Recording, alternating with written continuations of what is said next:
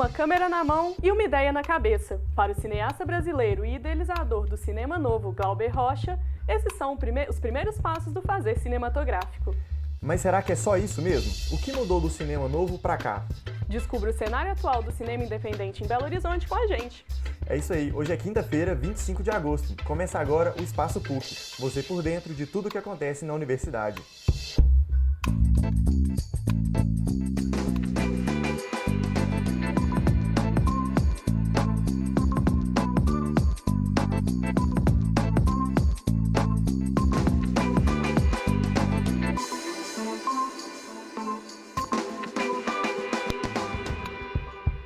Olá, quinta-feira é dia do quadro Repórter PUC aqui no programa. E hoje a Rafaela Rodinitz que está aqui pra gente para trazer como o cinema independente mudou. É isso mesmo, Lucas. Nós vamos abordar os desafios e progressos do cinema independente na cidade. Muita gente não sabe, mas em BH e região metropolitana abriga produtores de cinema e de televisão. Além das produtoras, Belo Horizonte possui alguns espaços de exibição, como o 104 e cineclubes. Inclusive, você, Rafa, visitou um desses espaços, né? Principalmente formados por jornalistas, não é isso mesmo? Sim, um deles é o Cine Beto, e um fato curioso sobre ele é que as produções audiovisuais são feitas por jornalistas que trabalham no impresso. Fora o Cineclube, eu conversei com o diretor Léo Barcelos, que fez um longa-metragem sobre um edifício que intriga os belo-horizontinos. Agora o restante vocês conferem na reportagem. Balança!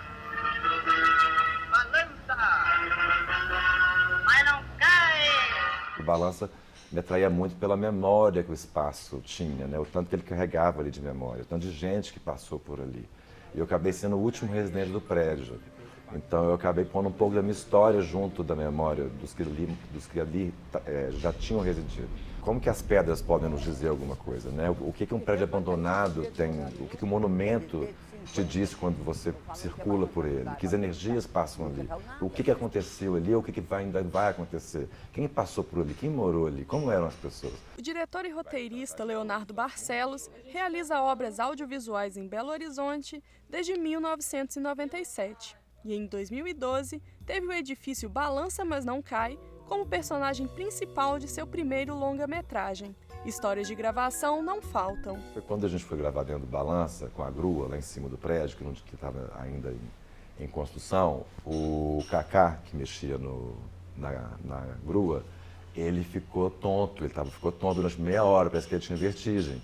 Então nós tivemos que esperar um pouco ele se acalmar, ficar lá quietinho e tal. Nós fizemos um pano preto para ele não ver onde ele estava, porque a gente estava no último andar, não tinha proteção nenhuma. Só que para contar histórias nas telas e de bastidores, não basta uma ideia na cabeça e uma câmera na mão, como diria o cineasta brasileiro Glauber Rocha. Às vezes você pode fazer filmes mais simples, né, com esse tipo de característica mais íntima, subjetiva, de uma forma mais simples, mas às vezes você precisa de um financiamento público, né? Desde 2014, que o financiamento que mais vinha dando certo no estado, que era o Filme Minas, que mesmo assim era pouco perto comparado a outros, ele foi simplesmente acabado. O Filme Minas foi tão importante para a nossa produção porque durante 12 anos que ele existe, a maioria dos longas que foram reconhecidos internacionalmente, como Jerimunho, O Céu Sobre os Ombros, Residentes e etc., foram todos produzidos via o Filme Minas. Para suprir a carência de financiamento estadual,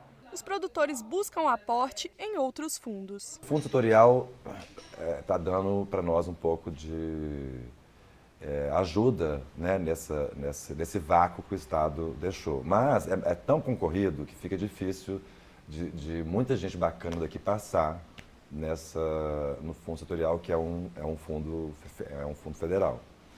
Então nós estamos vendo se a Codemig vai fazer as honras do Filme Minas, se vai ter algum edital ainda esse ano. Porque senão daqui a pouco nós não vamos ter filme mineiro sendo rodado aqui em Minas.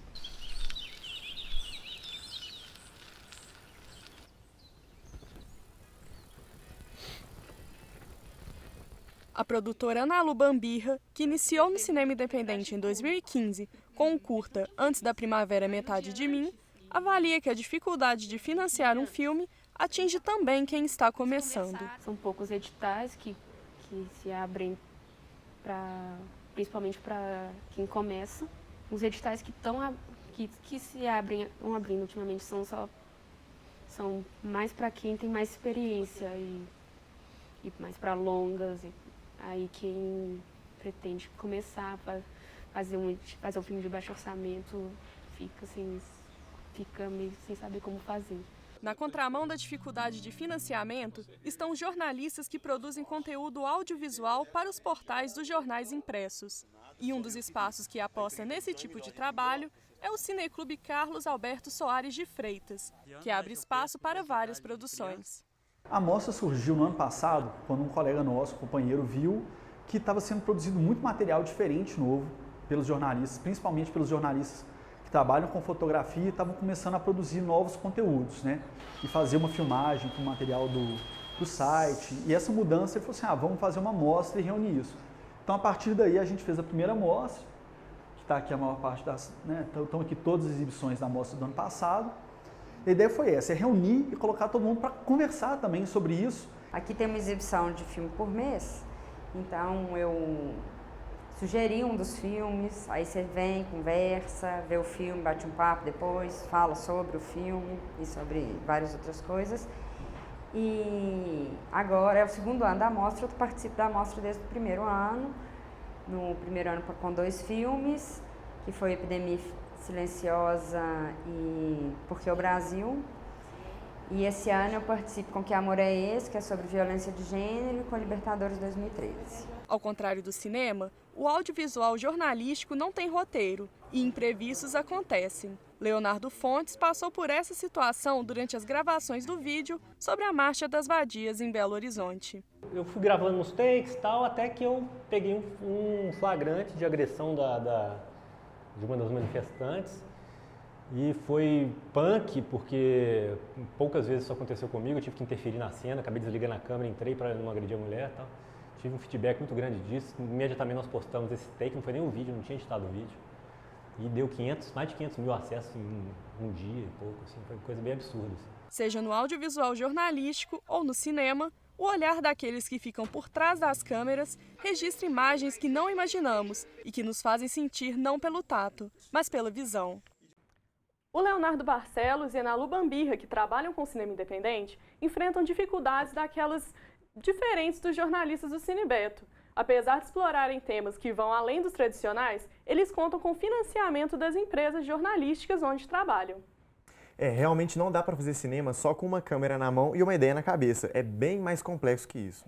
E para aprofundar a discussão sobre os anseios e dificuldades do fazer cinematográfico atualmente, recebemos Carlos Costa Val, diretor da Escola de Cinema Livre. Também aqui no estúdio a gente tem a Jéssica Marroques. Ela é diretora de arte cinematográfica dos curtas Quando É Lá Fora e A Hora de Dormir. Pessoal, boa tarde, bem-vindos ao programa. Aquela pergunta básica, como começou o interesse de vocês pelo cinema? Bom, no meu caso já é um interesse bem antigo, assim, acho que vem bem desde da adolescência, assim, eu sempre gostei de filmes, né? Eu gostava muito de ver filmes, de ver obras dos grandes diretores, assim, trilhas sonoras, eu gostava muito. Então, daí o interesse foi só aumentando, assim. Foi uma coisa que já vem desde sempre, eu acho. Não consigo definir uma data certa, assim, quando eu comecei a me interessar por filme. Acho que sempre esteve presente, assim. Eu acho que esse interesse pelo cinema sempre vem de algo em comum. No meu caso, na infância, minha mãe locava muitos filmes da locadora, então sempre era algo muito recorrente dentro de casa, essa questão de ficar assistindo filmes. E eu sempre tive um fetiche por imagens. A questão imagética do cinema, a questão plástica sempre me atraía muito, o que me levou a trabalhar com direção de arte. E Cláudio, Jéssica, qual foi o primeiro trabalho assim, que vocês produziram que ganhou uma visibilidade maior? O primeiro que eu fiz, assim, foi muitos anos antes da Escola Livre de Cinema. A Escola de Cinema de 2003, né? Eu fiz em 95, 96. Eu fazia jornalismo no UniBH e eu fiz um trabalho pro curso. Fiz um vídeo, assim, e aí logo depois eu fiz outro, depois outro. E aí eu tive a ousadia, embora sejam trabalhos quando eu vejo hoje, aliás, tem muitos anos que eu não vejo, mas a última vez que eu vi eu achei muito ruins. Mas eu tive a ousadia de inscrever em festival, assim. Escrevi um desses que eu fiz mais ou menos na mesma época em Cuiabá, e aí foi selecionado lá, isso era em 1996. Nós já tem 20 anos, então. Exatamente, agora. E aí, desde então, eu peguei gosto. Deu certo, assim, na primeira vez eu falei, quero fazer mais. Pois é, ao longo da carreira de vocês, quais foram as principais barreiras que vocês tiveram que superar para poder chegar onde vocês estão hoje? No caso, vocês chegaram a comentar do financiamento, mas uma das maiores barreiras que a gente enfrenta atualmente é a questão da distribuição, principalmente no cinema universitário. A gente tem um aparato tecnológico para poder produzir, tem equipe, que são os colegas, né, de turma, mas quando chega na distribuição é muito difícil de tirar o filme da gaveta para conseguir uma repercussão dentro das salas de cinema, principalmente por esse meio infundado pelo cinema comercial. Então, essa é uma grande dificuldade. Eu acho que hoje a gente consegue produzir com muito mais facilidade do que uns anos atrás, né? Exatamente por conta disso, dessas novas tecnologias, dos acessos, né? Que são mais democráticos de realização, de produção. Embora o que a gente viu na matéria aí no começo do programa também, é muito incipiente, ainda a questão de incentivo. Né? A gente hoje tem alguns mecanismos de incentivo no Brasil que vão para além das leis de incentivo, que também são muito incipientes, não dão conta de toda a demanda, mas a gente tem programas, o Prodave, o Prodecine, que ajudam a realização, mas são obras sempre mais, com caráter mais comercial, de apelo mais comercial. Para o realizador independente, para o jovem realizador, para aquele que está fazendo tudo muito assim ainda com recursos próprios ou com poucos recursos, é difícil mesmo, é difícil produzir até que a gente consegue de um jeito ou de outro, consegue se fazer. Mas exibir realmente é mais difícil. Não fosse a web, não fosse alguns festivais, alguma coisa assim, coisas do tipo, realmente não teriam de exibir. De espaço exibidor aqui na cidade tem, acho que mais relevante, assim, é o 104. Vocês destacam algum outro? Tem Humberto Mauro, né? O Cine Humberto Mauro, historicamente, sempre abriu espaço para as produções independentes. O 104 tem como objetivo isso, como meta isso. Mesmo que determinados títulos não levem muito público, eles ainda assim exibem, eu acho isso muito legal. E agora, mais recentemente, tem o Cine Santa Teresa. O MI Santa Teresa, o Cine Santa Teresa. Eu já exibi algumas coisas lá, dia 11 agora de setembro. 11 de setembro, uma data boa, né? Emblemática, dia 11 de setembro. Nós vamos ter mais uma sessão de curtas da Escola Livre de Cinema lá. E a sala é muito boa. A sala é uma projeção e um som muito bacana. E é acesso livre, né? A única sala de cinema pública de Belo Horizonte. Significa dizer que qualquer um pode exibir, né? Desde que entre na programação e tal. A Jéssica tocou num ponto dos colegas que ajudam a criar o projeto de vocês, mas como funciona assim, o planejamento de um filme independente? O planejamento costuma vir de uma ideia, da ideia se faz o roteiro e daí você convida outras pessoas para poderem participar. Agora eu estou com um projeto que foi aprovado no edital do BDMG, que foram vários amigos de sala, junto com outro colega de uma outra turma. A gente inscreveu o projeto e é tudo num sistema bem cooperativo mesmo, da camaradagem e da amigagem, que você pode trabalhar como diretora de arte ou como fotógrafo e tal, porque de fato o recurso ele não existe, ele é muito pouco. Então essa questão do companheirismo dentro do cinema, principalmente em Belo Horizonte, é uma questão bem recorrente para que se possa produzir cinema independente. A gente fala, é filme na brodagem. Você faz aí, eu já faço o seu, você faz o meu, a gente vai fazendo assim, né? Desse jeito. Muito legal isso que vocês falaram e daqui a pouquinho a gente retoma e você conta a sua experiência na produção também, Cláudio. Beleza. Já já a gente volta, fiquem com a gente. No próximo bloco, a gente vai falar um pouco mais sobre o trabalho de produção dos nossos convidados. Até já!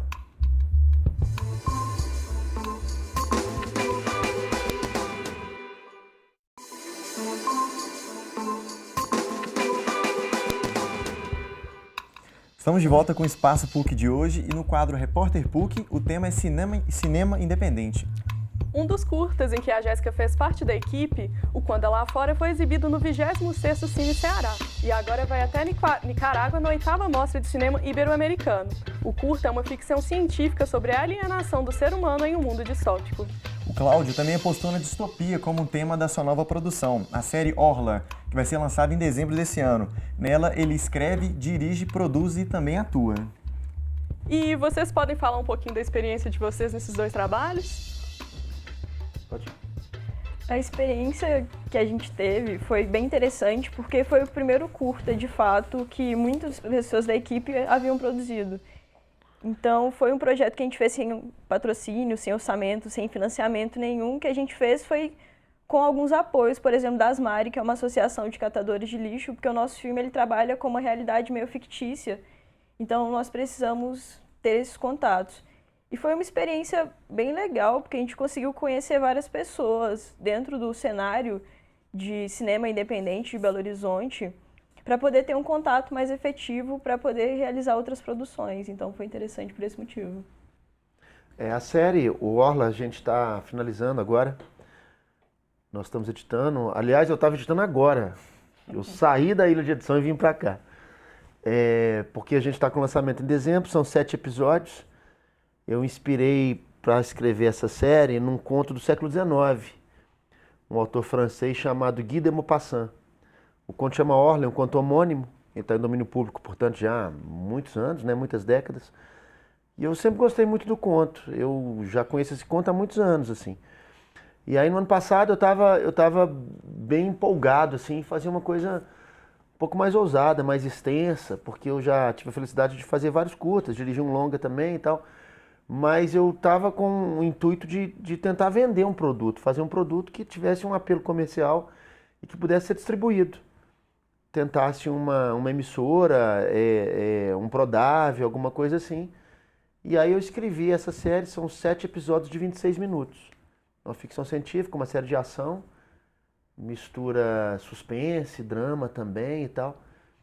Então a gente está assim, tá naquela batalha, né? Uma produção que foi feita sem subsídio, foi com recursos próprios. Eu consegui patrocínio direto, uma graninha aqui, uma grana ali e tal. Algumas pessoas apoiaram, deram um investimento financeiro, foi pouco, e a maior parte, a minha produtora entrou, a Escola Livre de Cinema apoiou, o Estúdio Lero gravou a trilha sonora de graça, consegui apoio da Guerrilha Filmes, que me cedeu alguns equipamentos, como grua, por exemplo, slider, que a gente não tinha. Consegui apoio da Casa da Maquiagem, que vendeu produtos bem mais baratos que o normal. Então a gente foi assim, eu fui capitalizando de uma maneira como moeda de troca. Troca de apoio, e aí a gente conseguiu realizar, foram 7 meses de filmagem.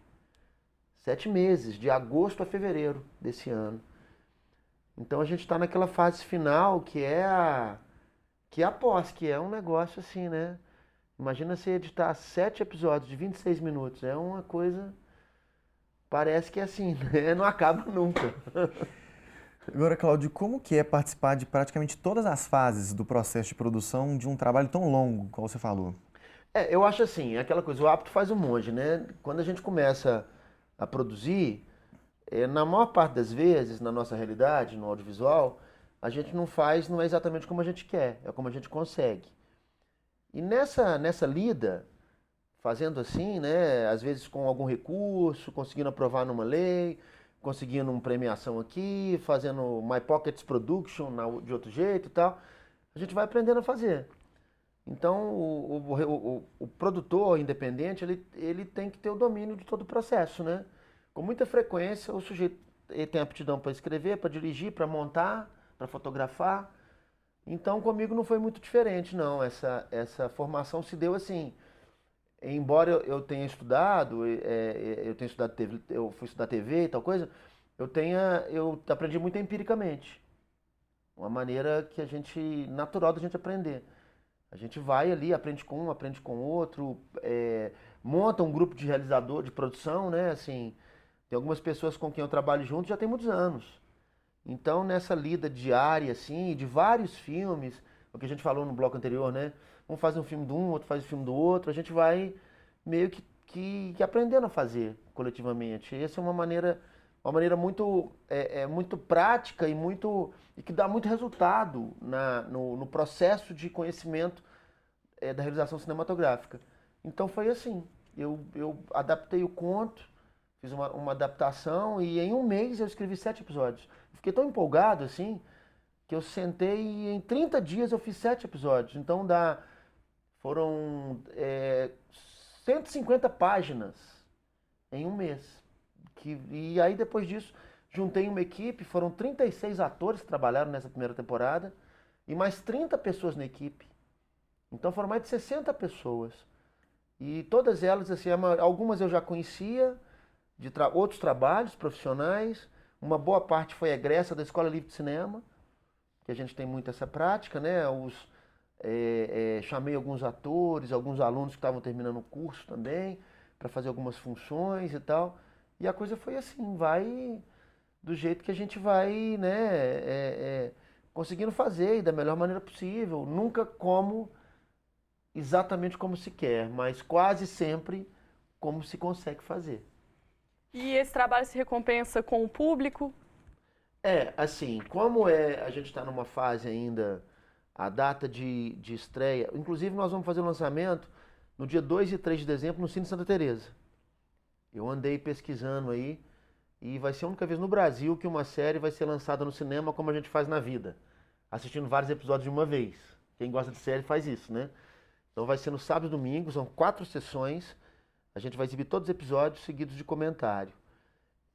E nesse ínterim aí, eu tenho participado de alguns pitchings para ver se a gente consegue vender a série.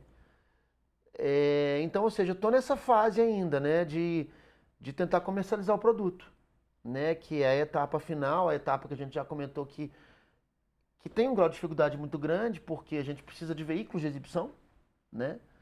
Por ser uma série, claro que está aí, a gente tem um vídeo on demand hoje, que é uma realidade. Posso fazer on demand no Vimeo, por exemplo, né? Mas o que a gente quer mesmo, né? Na verdade, embora a web esteja aí para atender a todo o produtor independente, né? O realizador que não tem o movimento do sem tela, MST, né? Mas a gente quer, na verdade, colocar numa emissora, né? Exibir, como é uma série, já com formato televisivo, a ideia é tentar conseguir uma emissora. Já tem algum projeto ou contato para tentar exibir na emissora? Fiz alguns. Tem alguns feitos, alguns negados, mas como a gente já nasce com um não, então não é o não. Então a gente tem que correr atrás do sim. Então tenho feito alguns contatos. Vamos ver se daqui agora, o prazo que a gente tem antes de dezembro não tem como finalizar mesmo. Então o prazo que a gente se deu é até dezembro. Então a gente tem agora setembro, outubro, novembro, 4 meses ainda para finalizar, fazer tratamento, aquela pós toda, colorismo e tal coisa, para depois de dezembro em diante a gente ver, em 2017, o escoamento disso. E os novos talentos cinematográficos, destaca alguns, a PUC tem mesmo curso de cinema, as escolas de cinema de BH estão formando novos profissionais já que entram no mercado? Eu acho que o cenário, ele está mais positivo do que antigamente, em termos de formação.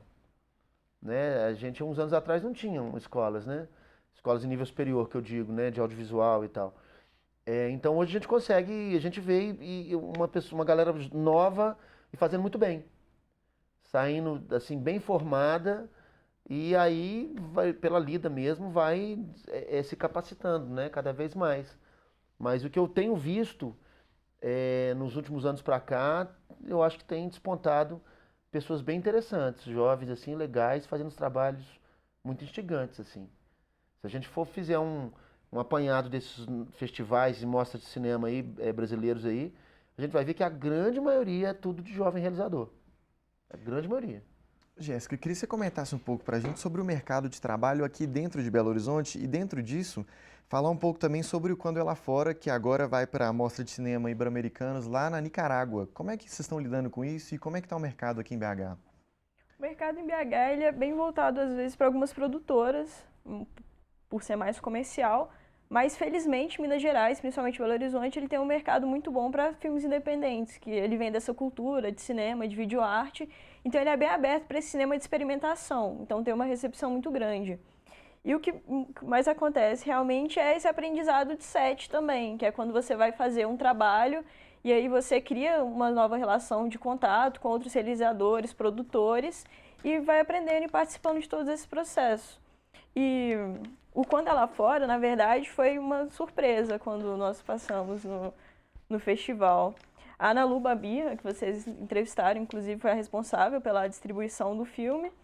E está sendo muito, muito interessante esse processo. A gente não vai para Nicarágua, apenas o filme, Mas é muito bom ver a repercussão que tem, e principalmente esses meios de exibição, porque o cinema independente, principalmente universitário, ele é muito difícil de passar, de fato, nas salas de cinema, mas a gente consegue outras repercussões, no caso de festivais, salas de arte, cineclubes.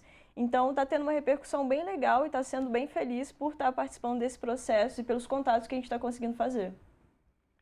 Infelizmente, nosso tempo está acabando. Gostaria de agradecer a presença de vocês, desejar boa sorte nos projetos. Obrigada. E lembrar que no sábado agora, o Cinebeto termina de mostrar a segunda mostra dos jornalistas, só que antes o Lucas vai dar um recadinho pra gente. É isso aí. Antes de acabar o programa de hoje, Rafa, a Clara Senra, ela tem um recado pra gente. Vamos falar com ela agora? Boa tarde, Clara.